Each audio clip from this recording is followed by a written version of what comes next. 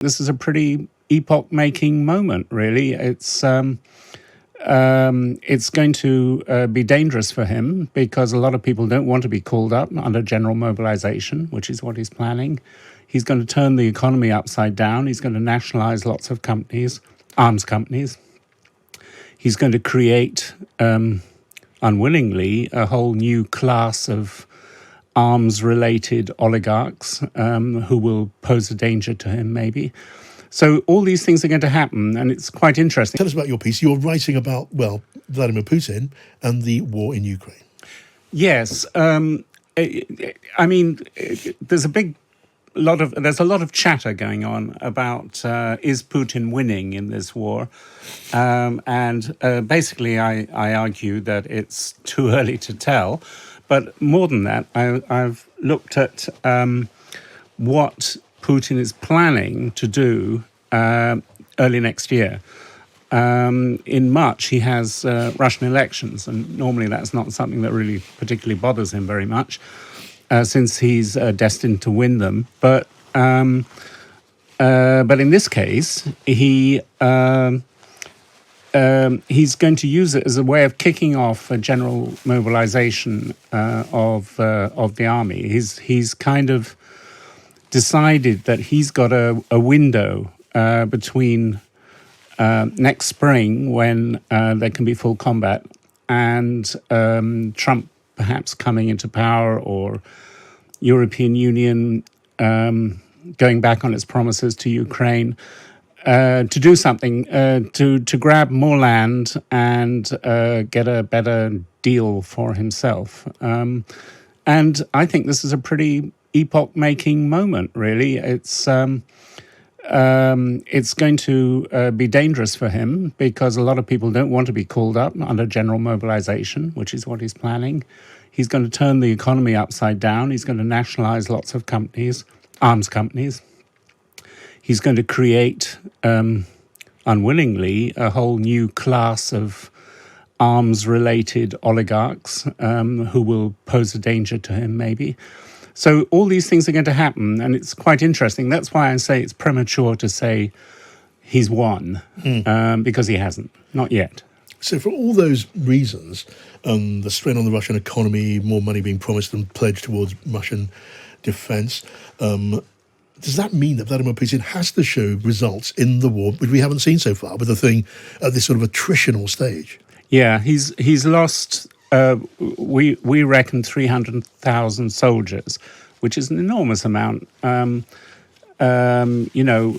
If you look at, one of the bloodiest wars used to be counted as the Iran-Iraq war in the 80s. And really, in over 8 years, both sides lost a total of about 500,000, and people think that's upsetting and huge and so on. But he's lost 300,000, and the Ukrainians have probably lost as much, although they're not saying one way or another.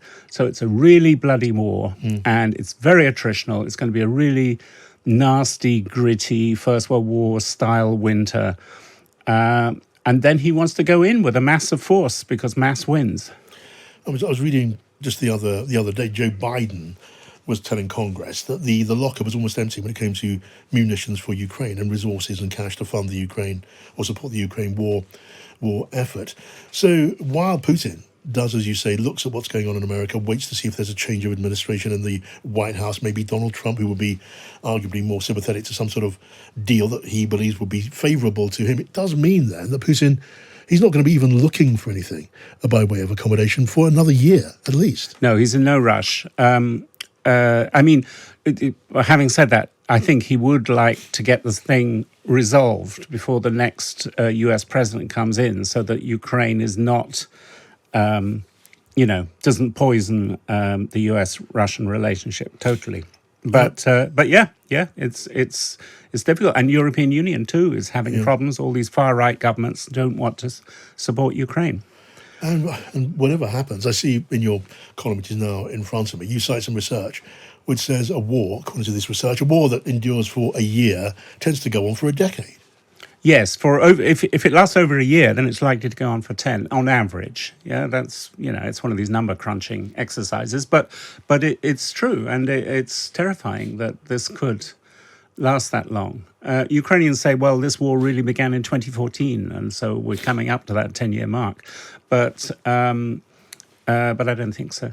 Do you perceive then a threat, looking at the other possibility or another possibility? Do you perceive a threat to Putin's hold on power if the war goes on and the Russian people get fed up with losing so many of their loved ones and the economy stutters and all these other problems? Can you see Putin coming a cropper?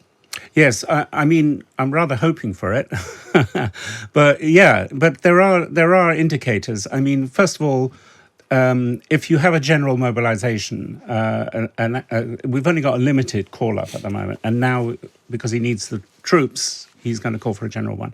And if that's the case, then you're going to get an anti-war movement of some kind.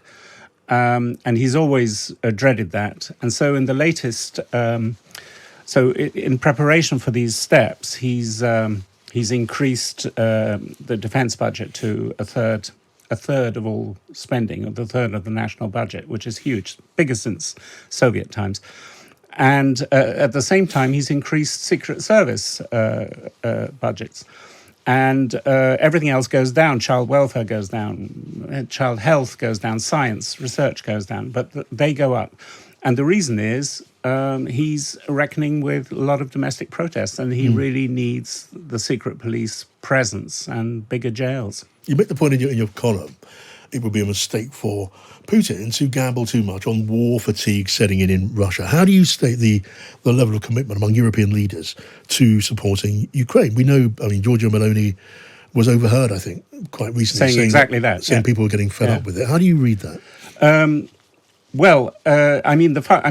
Viktor Orban of Hungary, he's blocked almost every attempt to impose Russian sanctions or